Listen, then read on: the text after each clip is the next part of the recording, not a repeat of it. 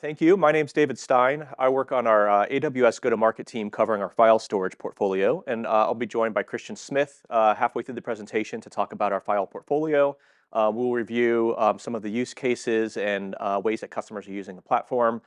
I've been at AWS for 9 years now, and I've been part of every file system launch that we've had, going back to EFS in 2016.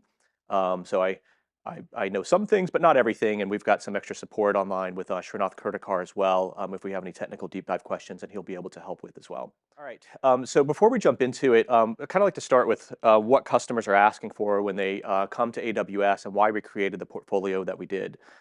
Customers in an on-premises environment, when they're looking to move to the cloud for file storage, they often want to get out of the business of managing the on-prem hardware, and that kind of goes to really anything that customers might be doing when they move to AWS.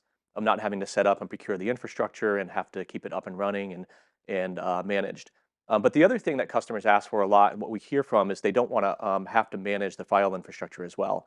So customers adopting AWS will often look at us to abstract out having to manage the hardware, but they also want to not manage the software where applicable.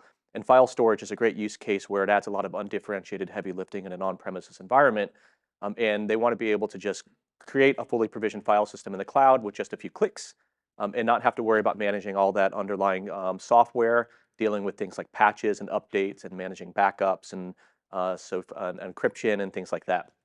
So look at AWS to add another layer of management, to add further value to the business so they could go back and focus on the things that's important to their business, rather than have to deal with things like doing patches and updates and managing licensing and having to go maybe multiple places for support, and have a one-stop shop for everything in their file systems. It really helps simplify their setup, and help them focus on more important things. The types of use cases that we see customers coming to AWS with file storage needs ranges from customers who have large on-premise file implementations, network attached storage arrays, that they're using for general purpose things like corporate application servers. Maybe it's use cases like user shares or group shares, databases and database backups. These are areas that are centrally managed by corporate IT, and either they have some sort of mandate to move into the cloud, or they're just looking to increase efficiencies within their division by getting out of the business of managing their own hardware, and moving that to AWS where it's going to be add that value of not having to manage that underlying hardware and software. On the other side of the fence, we also have customers that are building net new applications in the cloud. This is very common with things like machine learning applications, especially in the world of like autonomous vehicles. We also see it with various types of applications in certain verticals like genome sequencing in the healthcare space, as an example, Monte Carlo simulations, financial risk modeling. And here you have application owners, sometimes developers or builders that are setting up applications in the cloud that need access to really high performance shared storage, so they could scale their application and get faster results to help introduce new offerings in their business or get better insights into their business. And then we also have things like test dev environments and DevOps workflows that need simple shared fast storage if you're dealing with things like containers, test dev environments where you need to be able to share resources very quickly. But the underlying theme of what they're looking for is shared storage that could be accessed by a large number of users and applications, that's fast and is able to support the throughput and latency, as well as the capacities and agility to scale quickly without having to over-provision your environment, and get that increased performance and capacity that is sometimes hard to get in an on-premises world. If you look at our portfolio as a whole, we've got three buckets of offerings. We have our FSX offering, which stands for File System Variable. File System Variable is a platform for third-party file systems. So what we did here is we launched FSX in 2018, and it was meant to take existing software in the marketplace that customers are familiar with running already. And in this case, we use 4 file systems based off of Windows OS for FSX for Windows File Server, built off the popular NetApp ONTAP for FSX for NetApp ONTAP, a scale-out file system with FSX for Lustre, built off the open source scale-out Linux software for Lustre. And then last but not least, we have Amazon FSX for OpenZFS, which is an open source Linux implementation that customers have been relying on for its fast performance and enterprise feature set at a low cost because it's not a license offering. So you have 4 FSX offerings. We're building this portfolio to give customers familiarity with features they already use. And then we also have Amazon EFS, which is our first file system that we launched in 2016. EFS stands for Elastic File System. It was designed to be kind of a native file system for born in the cloud applications. And the benefit of EFS is that it's fully elastic. It's very similar to S3 in the way that you don't necessarily have to provision any storage. It automatically grows and shrinks as you add data to it. So it's very popular with workflows where you have application owners and admins that need fast, scalable storage attached to their file storage to their applications or DevOps workflows or whatever it may be, without having to worry about managing the underlying file infrastructure or software. And then last but not least, we have a very new product we just launched. We'll talk about later in the presentation called Amazon File Cache, which provides a cache for on-premises workloads to be able to burst workloads into the cloud to take advantage of additional compute capacities. For example, if you're running an HPC application or some sort of machine learning application, and you want to be able to take advantage of the vast amounts of compute that AWS has, File Cache allows you to seamlessly pull from an NFS repository, pull that data into AWS, run your analytics jobs, and then commit that back to on-prem when you're done. So this is another kind of triangle of use cases that we're seeing with customers. And we're going to go through each of these in different sections throughout the presentation. On the top left, we have Amazon EFS, which is where customers need to be able to seamlessly share Linux-based file storage across multiple applications in their environment. It tends to be more cloud-native environments. On the upper right, we've got applications that need high levels of performance, where customers are looking for high throughput or low latency to help scale their applications, get better insights to their business, especially when time to results matter. And then at the very bottom, which is the first one we're going to start with, is a lot of third-party applications and on-premises file storage arrays that customers are looking to migrate from on-premises environments into the cloud, where they want a familiar set of features and functionality that they expect from their on-premises NAS and file storage arrays. So we're going to break these up into 3 chunks. I'm going to start with the easily migrate to the cloud category. I'm going to cover this, and then for the last 2, I'm going to hand it over to Christian to come and cover the other 2 sections. Throughout each of these sections, we'll introduce how customers are using it, and then we'll talk about some of the services as we get to them. So we'll dive into each of our services to talk about some of the benefits that they have across our FSx, EFS, and File Cache portfolio. So starting off with migrating to the cloud, customers have a variety of applications in their on-prem NAS arrays. Sometimes they're looking to decommission their entire on-premises NAS arrays, either as part of a data center move or part of a data center move. Other times they're moving certain applications to the cloud, and that storage needs to go with it, and they'll keep the rest of it on premises. Other times they've got their on-premises network-attached storage arrays or file arrays that they're just looking to keep a secondary copy in the cloud for DR purposes or backup. And on the application side, we see things like CRM, ERP applications, a lot of things like databases. We'll see Microsoft SQL is very popular on our FSx for Windows file system as an example, because it provides fast performance, but also shared access across multiple EC2 nodes for failover clusters. Then we've also got Oracle RAC for NFS, which is good on our FSx for NetApp ONTAP, which offers shared storage between multiple Oracle RAC instances.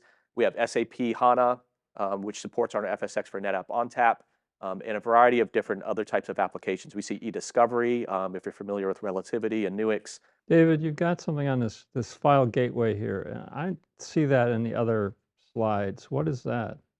Sure. I actually have that on a slide coming up here. I'll jump into it. But essentially, it's an That's fine. on-premises cache for user share environments. So if you need to reduce Different than latency. file cache. Different than File Cache.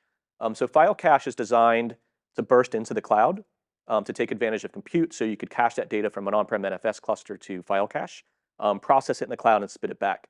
File Gateway is different in that think of like a user share or a group share environment where you're accessing like engineering files or media files. And you set up a virtual machine on-prem. So it's the other way around. You're pulling the data from a file system centrally in AWS region. Like Nasuni that way, or Panzura, that sort of model. Along those lines, yeah. The idea is to reduce latency for like large files, or if you have like remote branch offices that are a large distance away. For example, if you've got some users in Asia Pacific that are trying to access a file share based in the US, you could cache that locally on a file gateway. Backend is always a file system in AWS. Correct. Okay. No matter if it's FSx for NetApp or Lustre or Yeah, so that's a good question. So the FSX file gateway only supports FSX for Windows today. So it only works with FSX. So you set up an FSX Windows file system, which again tend to be SMB, like user share, group share environments. FSX for NetApp ONTAP has a couple of caching options, which are NetApp based. So you can buy that separately through NetApp, but they have global file cache, which will cache it locally for user share environments. And then NetApp also supports Flex Cache, which allows you to burst between different NetApp arrays. In this case, it would probably be a NetApp array on-prem, and then an FSX for NetApp instance in the cloud. So I'm going to dive into FSX for NetApp ONTAP, and then I'll dive into FSX Windows after that, and we'll talk about the file gateway before moving on to the next section. So FSX for NetApp ONTAP was a super exciting offering that we launched last September. We worked closely with NetApp to tune this to get the performance that you would expect from running NetApp ONTAP on premises. With all the features that you would expect from running NetApp ONTAP, it's a full-fledged version of ONTAP that you would know from running on-prem. So it's got this kind of like-for-like functionality in the cloud that supports all the features that customers rely on with NetApp, including local snapshots, cloning, thin provisioning, storage efficiencies with data dedupe and compression, replication with SnapMirror, SnapVault within AWS. So it could work seamlessly if you have NetApp on-prem. It would appear in Cloud Manager as just FSX NetApp would appear in Cloud Manager as another NetApp offering. Or if you're moving everything to NetApp, obviously it would just be sitting on FSX. Everything to the cloud, it would be FSX for NetApp ONTAP. So it's got all the features that you would expect from NetApp, but with the scalability of AWS, the security of AWS, and then all the integration with AWS services.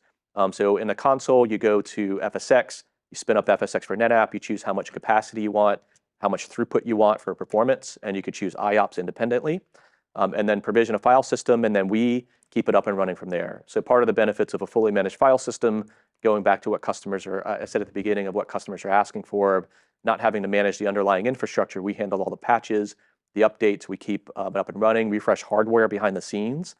So another benefit of the FSX portfolio and EFS portfolio is once you migrate to AWS, in 3 years' time, you won't have to migrate again because we're keeping the software and hardware up to date underneath the scenes.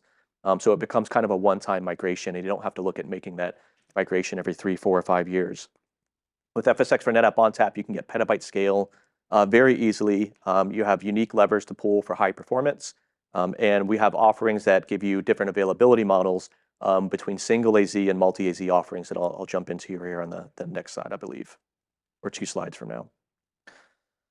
So one of the things that makes FSX for NetApp unique is the way we set up intelligent tiering within AWS. So I mentioned when you go in the console, you select how much capacity you want, how much throughput you want.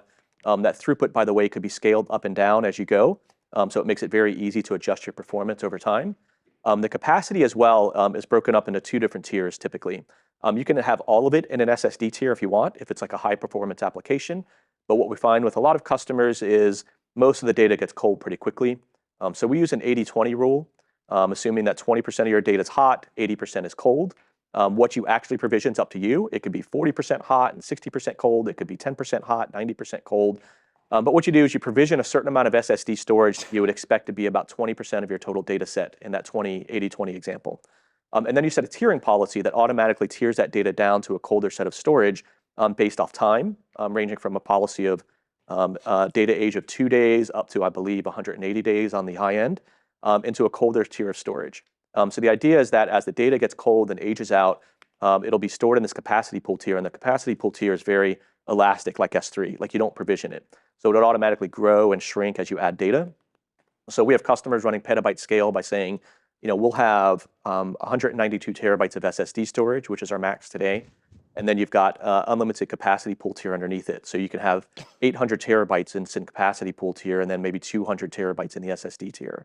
And so we'll manage all that movement of data for you. The only thing you have to do is set a policy at the volume level once you create an FSX file system. Are all the API call costs like embedded in the price of the product? Any kind of API There are some request fees going down to the capacity pool tier similar to S3. So you do have some request fees. But we find that for file, they tend to be pretty low because you're not accessing like large sets of data like in an S3 environment where you might have real vast sets of like web data that you're constantly hitting. So you're, I guess, to make sure you don't go and do something that does access everything. Correct. Yeah. Bring it all back. But it is there. Yep. So the tiering is really meant to give you a cost optimized, but also think about things in terms of a blended rate. So if you go to our website and you'll see our SSD is like a certain dollar per gig and our capacity pool tier is another dollar per gig. We designed a calculator that helps understand what the total blended rate would be, assuming a certain percentage is an SSD and then the rest is a capacity pool tier. So you have to look at kind of the whole picture because you usually get a blended rate that's going to be much lower and different than just like one individual piece of the puzzle. We also have two different availability models, and this is important to think about, especially for customers coming from an on-premises environment. Hopefully, you're familiar with the AWS availability zone model where you have single AZ and multi-AZ. Part of the benefits of a managed service is that we're able to handle a lot of the replication, failover, and failback in a multi-AZ setup. So when you provision the file system, in addition to selecting the capacity and performance I mentioned, you'll also select an availability model. Do you want it to be single AZ or multi-AZ? With a single AZ environment, it's pretty analogous to running just a redundant controller NAS in a single data center in your environment. So with single AZ, we've got dual redundant, highly available controllers, and then we have a redundant set of disk underneath it. So if anything happens to a controller, we're able to fail over and fail back. It's seamless to your applications. If there's anything on the disk on the back end, same thing. Like we'll be able to handle that like any sort of redundancy on the disk setup that you do in an on-premises environment. So you get a high level of availability analogous to running a highly available NAS in your single data center. And then with a checkbox, you can also create that in another data center as well. So the AWS multi-AZ concept is that we've got the second data center that's on a different power grid, on a different networking system. It's in different floodplains and different fault zones where applicable. And then what we'll do is we'll set up multiple dual node controllers in each availability zone. We'll handle all the replication, failover, and failback for you. And it's synchronous level replication. So this is analogous to you setting up 2 NetApp arrays and 2 data centers up to about 50 kilometers because we're doing synchronous level replication and then being able to handle high availability that way. But the benefit is that it's just a checkbox. You don't have to manage anything on your end. We do it for you. So this is most customers are using multi-AZ for production environments because it does give them a higher level of availability than they might be able to easily get within their existing environments without having to set up and manage a secondary data center. And then for customers that are using test dev workloads or maybe applications where the redundancy and replication's handled at the application layer, like Oracle RAC or SQL failover cluster, for example, the single AZ is a really good offering. It's more cost effective. We see customers also using single AZ if they're replicating from on-prem to AWS for setting up a secondary or tertiary copy for like backup or disaster recovery purposes, because obviously at that point it's already a secondary copy, so you just don't need the high availability. But you have options to choose whichever one suits best, and it provides a high level of availability at the storage layer, the disk level, the node level, and then also all the networking and all the things that AWS manages behind the scenes as part of the whole package. Is this a one-time choice during setup, or can you flip to it whenever you decide, hey, we have the budget for it now? It's a one-time choice at setup. Okay. So you really have to plan for it. Is there a roadmap feature where they can flip that on and it just replicates in the back end? Because people's budgets fluctuate all year round, and all of a sudden they have, hey, we can spin up another AZ, but I can't do it because I have to reset up the entire environment. Sure. Yeah, in which case we would just recommend setting up another one and doing SnapMirror today. If you wanted it fully managed by AWS, I'll bring that up to the product team as a roadmap request. Yep. But yeah, otherwise you just set up a different file system and SnapMirror to it today. SnapMirror for the win. Yep. Actually, that leads into the question I was going to ask, is that so all the features that you were talking about, both on the tiering as well as the replication, all this stuff, this is all what's being brought to the table by ONTAP. Are you guys adding any other software, any other storage or data management capabilities beyond what ONTAP is bringing in its offer?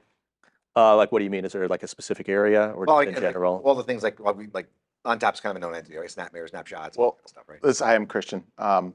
We're doing all the replication under the scenes. This is an ONTAP feature. So when we talk about multi-AZ availability or single AZ availability, that's all our underlying IP behind that. It's the same technology that works in all of our file systems. So it's your replication. This is our replication. It's not Snap. It is not SnapMirror under the covers. These are not NetApp controllers running in our data centers. Right. This is all software-based that we're running. And the capacity pool, that's a capability in NetApp to do that tiering. Right. I think what we've done is spend more time on that capacity pool, making it elastic and infinite. And so that's our Fabric piece pool. of it. That's their Fabric Pool Right. capabilities, as we call it, capacity pool there, Yeah, and it's sure. fully managed by us, yeah. Okay. So where does the SnapMirror technology come into play other than obviously on premises going up to your cloud? Can you do SnapMirrors between the different environments? Because that's a bread and butter feature of ONTAP. That's one of the reasons it's so successful. So if you're not utilizing that, where does that come into play up in the cloud? Yeah, so between on-prem and AWS, obviously, customers use it between regions. So our multi-AZ replication is handled within a region between AZs. But if you wanted to replicate between Okay. regions, for example, you'd use SnapMirror. If you wanted to set up new environments like you're talking about, if you're going from single AZ to multi-AZ, you could do that as well. Okay. So it's region versus zones. Got it. Correct, yeah. And so there's a good bat, like Kristen mentioned. That's a really good point as well. This isn't NetApp hardware that we're putting in a colo and managing. This is on our own AWS infrastructure, so we're able to scale it really easily because we own the compute, we own the storage. We work closely with NetApp to tune it to make sure you get the performance that you would expect. And so part of the benefit of being on AWS, in addition to us managing things like the setup, provisioning, and replication at a multi-AZ setup, is also us being able to scale it pretty seamlessly as well. We're not confined by any sort of hardware constraints or data center constraints because it's using our own infrastructure. We have a question from one of our remote delegates.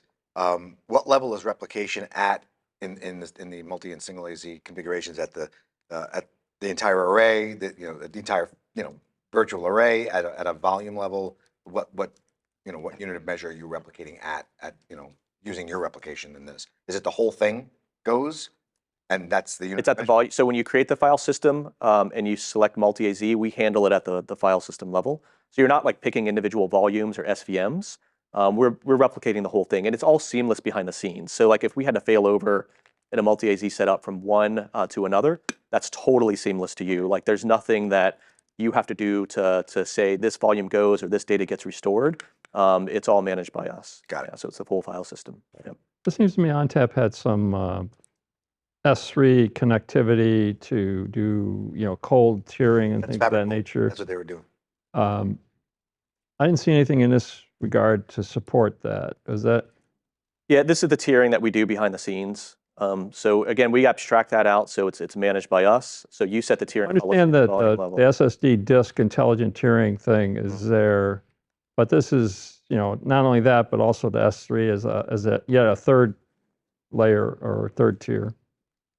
So you're saying have like access to S3 directly to be Through to ONTAP Well, file services, So, right? yeah, that's the, I'll step up. Fabric Pools, right, tiers to S3. Think of this as that construct here, but at a file system layer, so fully managed. So we took this and said, if you go to S3, basically, you're kind of saying like, you got to manage two different pools now and make sure something doesn't happen in these two pools. We've just said, hey, if we put this together with this construct of an SSD and a capacity pool, it's all in the file system. It's all a managed service. It's all an autonomous unit, and it's So accessed that through the file those system. disks are actually S3? It's not EBS? It's like an S3. It's like, So you're not exposing ONTAP to the user. You have your own interface with a subset of what ONTAP provides for the purposes of what you're trying to provide for the service. Think of it as an SVM that the customer has access to at the command line. Okay. Okay, so they can create aggregates, volumes, Oh. all that stuff like that. It's fully the same thing as an SVM on-prem. Okay. All the stuff below that is all us. You create the file system, you create SVMs, you create volumes within that. So you manage all that, and plus you have access to Cloud Manager to take advantage of snapshots or flex clones or SnapMirror. But I wouldn't set up a Fabric Pool in that CLI because you're doing that. You would not, that's managed by us. That's what I'm yeah. saying. Some of the stuff is pulled out because you don't need to. 'Cause you're Correct. managing it. Correct. Okay. Yep. The things like multi-AZ replication and tiering are two things that are handled by the AWS as a managed service, correct? Got it. Yep. Interesting. Backup is another thing that's pretty common as well, and this is something else that's managed by AWS. There's actually a two-tier approach. So snapshots are managed from NetApp directly. So this would work just like you manage snapshots on NetApp on premises or in other types of implementations. It's your first line of defense. So you take snapshots to do nearline recovery of files and folders, and that's going to live and die on the file system. So it's not meant as a long-term backup and archive, but if you need to be able to recover individual files or folders or pull things from within the last typically weeks or months, you have local snapshots on the file system that's set up and managed by the user, just like it would be with NetApp today. The other type of backup is an AWS level backup, which when you create a file system, you could set your own policy, or you could use our product AWS Backups, which adds an orchestration layer. And what that does is that is meant for long-term compliance and archive, but we'll take a backup of your file system, we store it on S3, and then we can keep it, we can take them as often as you like. If you use AWS Backup, we can keep it for as long as you like. So if you have data that needs to be kept for long months or years, 5, 6, 7 years, you could take a backup, store it on S3. You get that 11 nines of durability of your backup. It makes it easy to restore to any availability zone within that region. And that's managed by AWS. So the snapshots are managed by the user, just like you would with snapshots. Your first line of defense, and then your long-term backup and archive and compliance is going to be managed by AWS through a backup schedule that you create, either in the FSx console or through our AWS backup product. Can you back up to a different AWS account? That's a good question. Yeah. So AWS Backup supports cross-account, cross-region today. Are we sure on cross-region? Is that Yeah, it does cross-region. for FSx NetApp? Yeah. Okay. All right. There's a matrix. Maybe I said there's a matrix of like AWS Backup is going across all the stateful services. There's a matrix on AWS Backup, which has the services by feature. You can imagine that everything will get check marked over time. I thought it was cross-region, but maybe you better check the support matrix to see if it's there yet. So if it's a backup for compliance, you said, that means, so it's what's kind of like the RPO. So it must be, it's not for something, not for disaster, not for something I need to have, 5 minutes ago or 30 minutes ago restored. It could be. You could take them, I forget the lower Shrinoff. How often can you take a backup of an FSx file system? The FSx native backups are daily, but using AWS Backup, you can go as granular as down to the hour.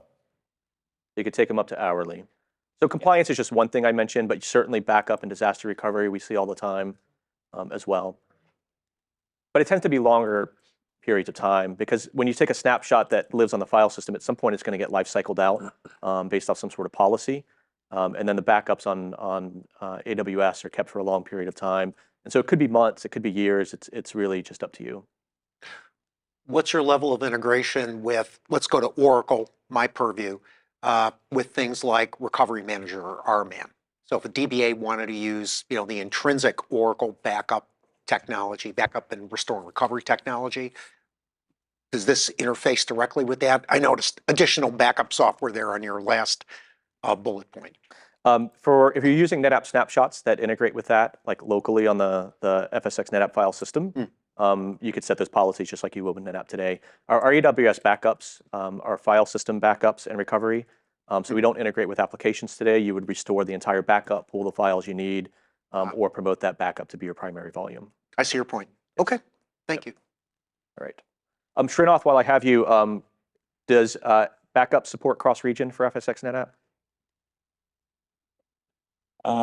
Cross-region backups are not supported for FSx for NetApp ONTAP. Okay, I just wanted to clarify. So we'll look to support that in the future. So customers moving to FSx for NetApp ONTAP, NetApp's been pretty cloud forward thinking over the years. They've had a marketplace offering called Cloud Volume ONTAP, where customers can deploy their own version of NetApp in the cloud. And FSx NetApp's really kind of the next evolution of that. The benefit that customers are looking for is, one, they don't want to have to manage the underlying infrastructure. So they don't want to have to set up an EC2 volume and EBS volumes and S3, set up the fabric pool tiering, manage that. They also don't want to have to go 2 different places to buy a license and have to manage 2 different paths of support. So by going something like FSx, it's all bundled in one single solution. So we handle all the provisioning of the compute, the storage resources, the license is included, and all the support's included as well. And we have an army of support behind us with both AWS and FSx NetApp. I'm sorry, AWS and NetApp that will manage for you. So it's part of a unified support experience. You get high levels of SLA with the multi-AZ replication and then the durability we have within a single AZ, as well as the 11 nines durability that you have with our backups. You have that that built-in resiliency with multi-AZ. And then you've also got, it just works, I guess, is what we're getting at for customers. It's a simple model that they just put in their capacity throughput, availability model, set up a backup schedule. We handle kind of everything else. So it takes a lot of the administrative overhead of having to manage the separate different compute and storage and license resources. As a managed service, we also handle encryption. And we've got all the scale and security that AWS offers. And then you've got that global reach of regions as well, which ranges across the world to reach various different types of users or offices that your company might have.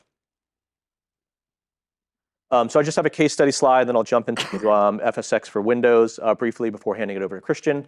But Pearson is an example of a customer who I don't even believe they were coming from NetApp ONTAP. I think they had a different array. So one thing that we like about FSx NetApp ONTAP is, yeah, it's really appealing to customers that have NetApp on-prem and they want those features and functionality, but it also helps solve use cases for customers that need certain features that aren't available in other file systems, like multi-protocol. Maybe you need a specific feature around being able to clone or replicate that FSx for NetApp's appealing for. So we see customers like Pearson come to us from different types of background. They have an ERP application that they're able to migrate to us very easily. And it helped abstract away the administrative overhead of having to manage their own infrastructure and set this up while also getting better performance and better durability than they would get if they had set this up on their own. If you're not familiar with Pearson, they're a big textbook publishing company based out of Boston. We say textbook, but of course they have a big online presence with their textbooks as well. Quick question. So one of the cases of FSx, you got people with on-prem NetApps moving, snap mirroring up to FSx up in the cloud, right? So from a networking perspective, right? Obviously NetApp doesn't do anything about networking, and there's using I believe that there's like a 5 gigabit per second low limit coming in when you're ingressing into on a given. Right. So how are you guys getting around that for big data sets? Because 5 gigabit per second from a snap mirror perspective, if you've got a large data set moving and snap mirroring up, can become a bottleneck. How do you guys? Stay tuned for reInvent. Okay. Maybe get rid of the 5 gig limit. Good. So I'll cover Windows File Server, which is our other kind of general purpose NAS migration. We see customers that have got self-managed Windows shares that are looking to move to us. Typically, these are environments in a VMware setup where you've got VMs running Windows File Server with some sort of SAN attached behind it. It's a lot of user share environments, general purpose applications, corporate app servers, .NET servers. And then we also see a lot of, I mentioned SQL a few times already, a lot of SQL use cases that need to do failover clustering. So Windows Server, like how NetApp is built on NetApp ONTAP, FSx for Windows File Server is built on a Windows OS. We just take away the administrative overhead of having to set up the underlying infrastructure, the compute and the storage resources, the license. We take care of all that for you. Very similarly to the NetApp product, you provision a certain amount of capacity, a certain level of throughput, and we'll take care of all the rest.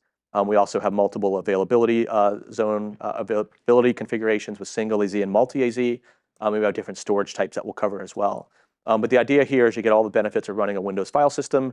There are some things that you set up in the console. Then you have PowerShell commands to do additional things like set up VSS snapshots or run data deduplication or set up user quotas as an example. We integrate natively with Microsoft Active Directory. So when you provision a file system, you could choose to plug in directly with your on-premises Active Directory, or you could use AWS Managed AD. Each file system size can be up to 64 terabytes. And then you could choose either HDD or SSD. So you've got applications that need high IOPS, you choose SSD. If you have like a lot of user share environments, customers will pick HDD.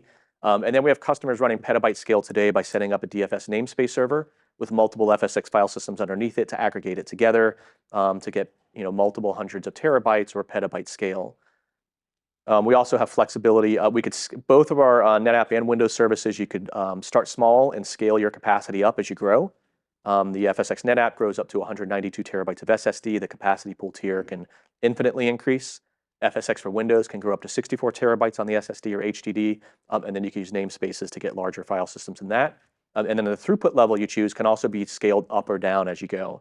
So this is useful if you're ingesting a whole bunch of data and you want a high level of throughput and then you need to tune it down for steady state, or it could be useful if you have a particular job that runs once a week or once a month. You want to be able to scale that throughput up in anticipation of that. Or you hear like a lot with tax companies that need to be able to burst up additional throughput, certain times of the year to get additional performance during tax season as an example of a workflow that might be temporary throughout the year. One question, could you also use Microsoft Azure Active Directory for integrating it? No, On-premise? it's not supported. Yeah, just on-premises or in AWS Managed Active Directory, correct. Okay, all right. Also a question here, Enrico. Do you have any, so NetApp has, SnapMirror, so it's easy to migrate data from an on-premises location. Do you have something similar for an utility or something to copy from an on-premises location to. Yeah, we typically, customers will use AWS DataSync. If you're not familiar with AWS DataSync, it's a managed migration platform to go from, it could go into S3, or you could take on-premises SMB or NFS data and migrate into FSX. So in the case of SMB-based Windows file share data, you would connect it to your on-premises SMB repository, connect it to an FSX for Windows file server, and then we do high parallel transfers fully managed by us on the AWS DataSync side. We'll also see customers use like RoboCopy and general open source tools as well, but AWS DataSync is going to give you a fully managed version that's going to be faster performance. Does it work both directions? It does. Okay. Yep. I have a question, just it seems kind of obvious, but from a use case perspective, especially everybody talks about multi-cloud. Do you have use cases, why would customers deploy this on AWS versus going to Azure? Do you have cases where y'all work together and data can go back and forth? It's typically going to be probably in one cloud or the other, I would say. But the benefits of AWS is that we use third-party software that exists out there. So we didn't build like a custom file system around like say the SMB or NFS protocol. So the benefit with FSX Windows File Server, for example, is it's built on a full version of a Windows OS. And then so you get all the features that you would expect. From that, you could use PowerShell to manage your different types of commands. So it's a little bit, we're relying heavily on customers that would use this software on their own environment, but just fully managed within an AWS environment. Okay, I got you. Yeah. Makes sense. For deployment modes, we have single AZ, we have multi-AZ offerings with FSX Windows like we do with NetApp. It works very similarly. It's a checkbox feature when you launch a file system that chooses whether you want it to be single AZ or multi-AZ. With multi-AZ, we do synchronous level replication between the file systems, and we handle all the failover and failback. So in a SQL Server cluster, for example, you would choose multi-AZ, and you would enable continuously available shares through PowerShell. And we would handle all the replication failover, failback, so that if your SQL node in one AZ went down, your SQL node in the other AZ would connect to the FSX file system local there and be able to pick it up and running. And so we have customers doing this today. You get really high performance, quick failover that your SQL applications are able to seamlessly handle. Are there special like egress charges for data in and out of FSX or data out of FSX? Anything going on-prem would be typical data transfer out charges for AWS that you see like listed in the EC2 page. So it would just be standard, whatever the standard data out Correct, yeah. charge, not necessarily S3 egress charge or anything like that. Correct. What about API call? Not with Windows, there's no API charge calls. And both FSX Windows and NetApp, there's no charge for the multi-AZ replication going across AZ, so there's no like cross-AZ charges either. It's all absorbed in the price when you set up the But if you access that data, if your client is outside of a region, that egress, that cross-region traffic Correct, might cost, yes. right? Yeah. Yep. Just a few more slides before I hand it over, but you've got, I talked about the backup previously, so I just want to kind of paint a picture of what that looks like. With on-premises environments, if you're setting up synchronous level replication between two AZs, you're typically going to have your corporate data center and your disaster recovery site that you're managing the replication, failover, and failback on. So you have to set up, you have to own that secondary data center space, and then you've got to get the infrastructure, hardware, and software to manage it. And then you got to keep the data backed up. So you might be using local snapshots, but typically customers will use like a data domain or Commvault type backup software or appliance. So you have to buy a second set of disk in your primary data center, and then typically copy that to a secondary data center as well. So that right-hand box is just kind of showing the complexity with managing on-prem. With AWS, the simplicity of just checking a box for multi-AZ and then just going and setting up an easy backup schedule where we handle all the multi-AZ replication, or in the case of backups, we handle that replication between multiple AZs using S3 as the underlying storage layer. It's all managed by us. So it really simplifies the setup of just worrying about your capacity and performance. And then we handle all that durability and complexity with replicating and failing over. FSX Gateway we talked about previously, but this is a way to cache data on-prem for user share, group share environments, especially if you're dealing with particularly large files. Like you might have a media marketing department that uses like large media files. You might have an engineering firm that uses large files. Typically what we'll see is customers, we've seen customers in like the US Northeast, for example, consolidate everything from their local data center in the Northeast to like our US Virginia region. And their users, if it's typical Office documents, they're able to access that data just fine without a gateway. Even sometimes you might have users that are in the central part of the US or west coast of the US that might be able to access that data without any introduced latency. But as the files get larger and those offices get further away, customers want to be able to cache that data. And that's where the FSx File Gateway comes in. It's backed by FSx Windows File Server. So you put all your data in FSx Windows in a particular region, and then offices where you want to increase performance, reduce latency, you get a virtual machine or an appliance that's a FSx File Gateway appliance. You install it locally with storage. That first read will pull it from the FSx Windows file system. So you have slightly higher latencies, and then once it's pulled, it's cached locally in that office. And then every read from that will come locally, so you'll get really high performance from it. So this is fully managed by us, and it's different from the file cache, which we'll talk about. And then John Holland is our FSx Windows use case that we'll highlight. John Holland is a construction company based out of Australia. The thing I like about John Holland is they had actually already moved everything to self-managed file storage using Windows servers on EC2 and EBS. They had a 12-month plan to migrate to FSx Windows, but because of an outage on their application side, they were out and they had to restore very quickly. And our ProServe recommended restoring to FSx Windows, which they're able to do just in a matter of hours or low days. And so it just shows that, hey, it's like for like SMB Windows. They're able to do it very quickly without the months that it would have taken them otherwise. So we've used 40 minutes and we've got through 2 of our 6 file services. 2. So we're going to pick up the pace a little bit. So I may not hit everything here, or I may skip over some things, or we may not get to it. That's okay, because we want Hiren to come up and talk about some of the S3 stuff that we're doing too.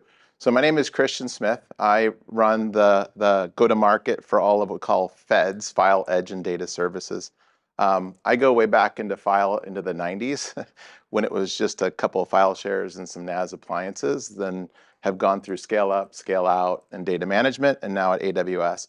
So I'm going to talk to you more about some of the workloads where customers are moving to AWS, where it's really about time to result. Like, a lot of this data has historically lived on premises where people have had a wall clock measuring how fast they can run a job.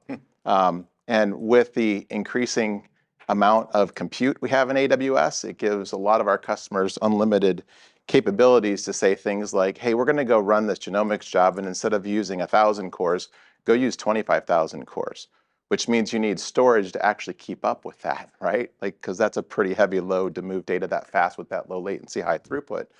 And so we see a lot of these use cases moving into AWS more and more, which is everything from genomics, primary, tertiary analysis. It's media entertainment is starting to see rendering come in. You're starting to see editing come in. You're seeing ADAS come in. You're seeing oil and gas and seismic exploration, especially when you talk about seismic exploration, and they're talking about, gigabits to terabits per second of throughput that they want to run and throw 50,000 cores at stuff.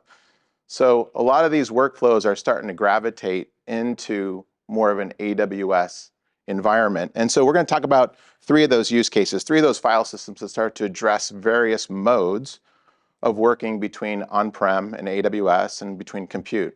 The first one is Amazon File Cache. So this was released at Storage Day, which was in August?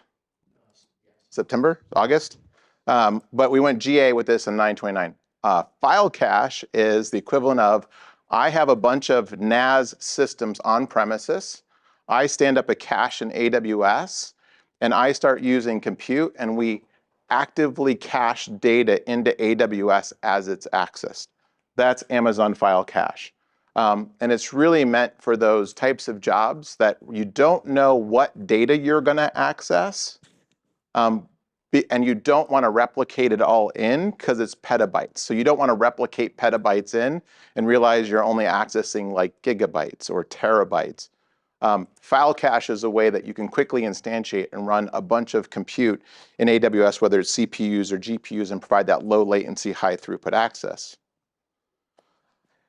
We have 3 use cases that we're targeting for this. So the first one is around media and entertainment. And so when you start talking about media and entertainment, you think about your model farm, right? And you have this model farm that's a couple petabytes.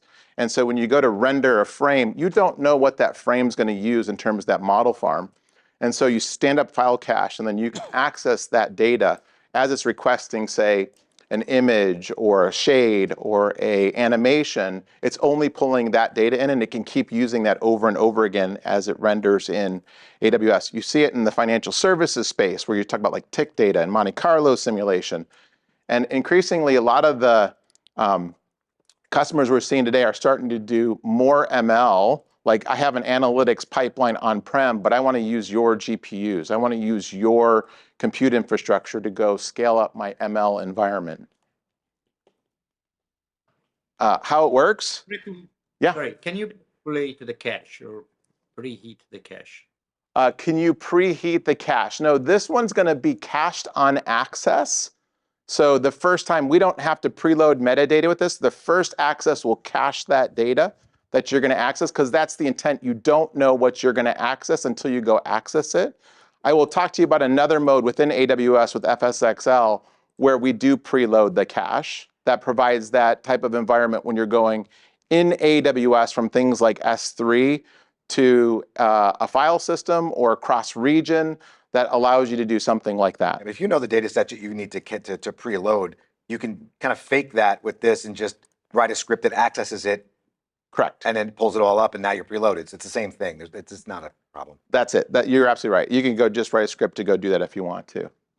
We do have scripts and commands that we provide in our documentation on how you can, preload the data if you know what files you need access to. That's Srinath. Okay. So the connectivity mode is you're on premises, you have your storage, it's accessed via NFS v3, you fire up a file cache, you attach it to compute, and it's off and running. And this is a scale out file cache too. So as you need more throughput, you can continue to dial it up. Not V4, just V3.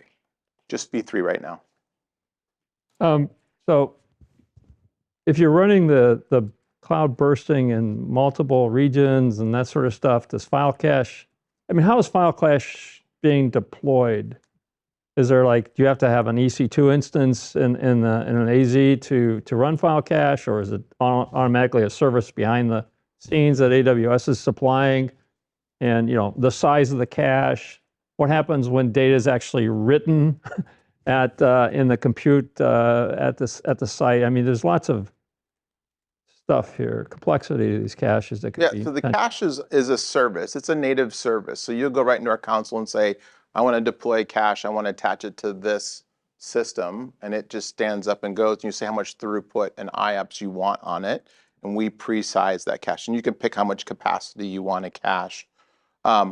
Yes, there's all sorts of things like what happens when the cache is full, how much data do I cache? I mean, Srinath can talk to some of that stuff too if you want. Srinath, do you want to talk about like cache eviction, all that stuff like that? So you can create file cache as small as 1.2 terabytes in size and in increments of 2.4 terabytes, and you get a throughput of 1,000 megabytes per terabyte for the storage you provision. So your throughput scales with the size of the file cache. Now, as you access the data, the metadata and data is lazy loaded, and you have the option of preloading the data. We have automatic cache eviction built in. So as your cache starts getting filled up, we check for least recently used data and automatically evict data that has been archived on your backend file storage and is sitting in the cache, not used for a long period of time. Let's create new data on the file cache itself. I think there's a more basic question that Ray was trying to ask here. So I think Ray was actually asking questions like cache consistency. Are you allowed to have multiple file caches off the same data set? Yep. If so, what do you do about cache consistency in this case? How do you maintain the cache consistency? That type of thing. Was that what you were after, Ray? Yeah, well, I mean, the whole write activity is kind of interesting with a cache, right? I mean, if it's just read-only, it's one thing, but you're actually, if it's compute bursting, then you have to support both read and write.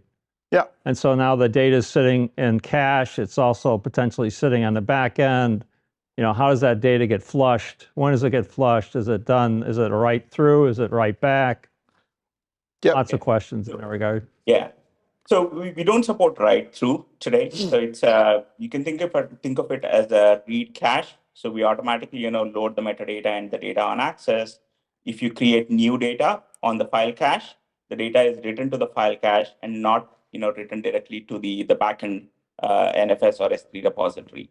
You have the option of, manually exporting those newly created files or modified files using, scripts and commands that we provide. If you want to, sync that data back to the linked NFS repository, So- but we don't do that Yeah, automatically. so let's go back to what this is. This is definitely like a read cache today meant for workflows where you have a shared data set that you just need to access over and over again. The data set isn't changing, and most likely if you're rendering a file, you're rendering it to like an S3 bucket or something like that, right? So you're writing somewhere else locally or redirecting it. That tends to be the use cases where the content itself is static, but you don't know what you're doing. We can talk about Lustre in a minute, which is FSXL, which connects to buckets, which has more of that consistency. It'll do bidirectional syncs of the data as you start to sync them between buckets or cross regions or have multiple caches. Okay. Okay, I think that was what the gist of this question was. got it. But like we see this use case where you're just unifying data into a single view. So you're seeing more and more as people are chasing things like GPUs around, or they're chasing compute around, that they've got some data in another region in an S3 bucket, they've got data on-prem. They just want a unified view of their data to be able to access it from a read-only perspective, which starts to look at, can you have a distributed enterprise or a distributed workflow? How do you unify that experience as you're building a pipeline? And so one of the other use cases is I can have multiple Zcash connect to multiple different sources globally and give you that single unified view of that data. Okay, so that's cache. I'm going to go through OpenZFS real quick. OpenZFS, another one of our FSX systems. This is our best price performance file system. This can do up to 1 million IOPS. It can do up to 12.5 gigabytes per second cache throughput. It's built on the OpenZFS open source code. This is something that launched last year at reInvent and has been important for those types of workloads where it's a low density of data, but you just need really high throughput. So think like small files. If you talk about places in like EDA where you're doing design simulation and you're treating your file system like a database, and it's all like 2K files that you're playing with. IoT is another good one there. We're seeing machine learning when you talk about NLP, and it's just a bunch of small audio files that you're churning through. So this has been one of our releases that's kind of hit that spot of, hey, I just have a fixed size, scale up type of environment, and I need that data to go as fast as possible to whatever compute infrastructure is there. It has all the capabilities of ZFS. This is almost the closest thing to EFS, which is storage for non-storage administrators. Like the constructs are pretty straightforward and simple. You provision a file system. It has some advanced features like snapshots and cloning, and you can create independent volumes in that too. But overall, the setup of this is pretty easy and straightforward. It is only one tier today. It is an SSD tier that scales up to 512 terabytes today. You can tune throughput. Like I said, it'll go all the way up to 12.5 gigabytes per second. It's a single AZ solution and has backup integrated with it. But I can't do things which I can normally do with cpool, right? So all the volume management is not there. It's just the file system layer of ZFS. It's OpenZFS, which is basically, it's the ZFS file system plus some of the constructs of OpenZFS on top of that, which is the management layer of it. Yeah, okay. Okay. Yeah, it's not just ZFS. It's not just a ZFS file system, which takes me to Rev.com. Hey, Rev.com, this is an NLP. They do a lot of audio. They do a lot of training simulation on this. They deployed OpenZFS. This is not a storage team. This is an application team. Quickly stood it up. Love the throughput. Love the capabilities of it. Lustre, I would say that we've made Lustre usable. For all the people out there who look at Lustre and it's this awesome project, open source project, but you got to have really great expertise to deploy it. You tend to see it in labs and stuff like that. This Lustre is, you go to our console, you deploy it, you connect it to servers. That's about all you have to do. You pick your throughput, you pick your size, you're done. We do everything else for you, okay? I was coming into AWS, I took the experience myself, and I'm like, wow, that was really easy. I just hit the button, it deployed it, we're off and running. This is great. It is Lustre under the covers. It's fully managed. It's got the native file systems interfaces. We have several versions of this that are out there, so you can treat it as Scratch, and there's price points for Scratch, or you could treat it as persistent, like I'm going to keep it around for a long time. And you can also connect it to your favorite S3 buckets and check out data from your S3 buckets and go process against that data. Right. Talking about open source file systems, what about BGFS? Is that something you support as well? Right now, we only support the FSX systems that Dave mentioned earlier, which is Windows, NetApp, Lustre, OpenZFS. FSX is kind of the framework of how we deploy all these third-party file systems. There's 30 of them out there that we watch, and I think we're always evaluating what's the right one to go do next. But right now, we don't do BTFS. So from a deployment perspective, what's interesting about the cloud is you're starting to see, data in S3, think of that as your big core of data, and file systems sometimes become more ephemeral. They're your processing layer. Like, I need to go really fast. And so, in AWS, we've grown with a lot of cloud native companies who have leveraged S3 as their primary compute layer. And a lot of that high performance stuff stayed on premises. It was in the data centers on your sort of standard, NAS types of devices. More and more, we're seeing customers saying, like, how do I bring that in? But I want, the power and scale of S3, but I need the throughput and latency of a file system. And so you're seeing some of our high performance file systems become more ephemeral. Like, you spin them up, you spin them down, you process, you check out your data, you sync it back to S3. Or you process your data, you get your results, you save your results somewhere, and you tear down the file system again. And so we've made these deployment models for Lustre, things like we have FSX for Lustre, we have SSD Scratch versions, which basically means a lower availability deployment model, kind of more of a single AZ deployment model. We have SSD persistent models, which is you start to scale out the number of controllers and availability of those deployments. And then we have HDD models. So think of these as, I want a lot of data, but I want a cache in front of that data. So built into Lustre, I want a cache that's going to cache the most active data that's there. Lustre was kind of an HPC solution for a long time, so it's extremely high bandwidth. You mentioned, I guess OpenZFS was the highest performing system file FSX solution that you have, and that tapped out at 12.5 gigabytes per second, if I understand correctly. This is, go ahead, sorry. Lustre could do lots more than 12.5 gigabytes. Yeah, this can go much higher than 12.5 gigabytes per second because it's scale out. So it'll continue to scale linearly. What I think I should have constrained that to, it is the fastest scale up file system we have. Okay. Yeah. This is the fastest scale out because you can just keep going. So this could be terabits per second? Hey, Srinath, what's the high end of Lustre that we've gone to?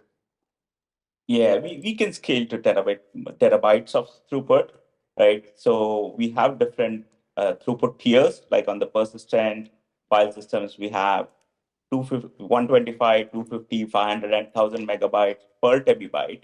So depending on the capacity that you provision, it will scale, linearly. So the 1000 megabytes per terabyte throughput file system can, keep scaling depending on the size of the file system, and you can scale to hundreds of gigabytes, even terabytes per second, throughput.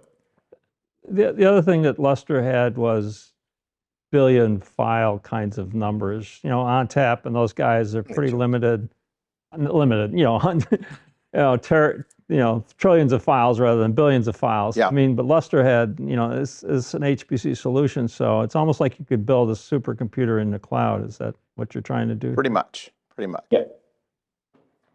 Yeah. I mean, this will continue to scale across nodes. It'll continue to scale up, continue to add more data into it. You continue to attach it to buckets. Buckets themselves contain trillions of files in them too. So we talked about like the kind of ephemeral nature of some of the file systems. So one of the unique features of Lustre is you can connect it to your S3 buckets, both in region and cross region, and create that file system interface. So I'd like to think of it as like it's a library and you want to check out a book.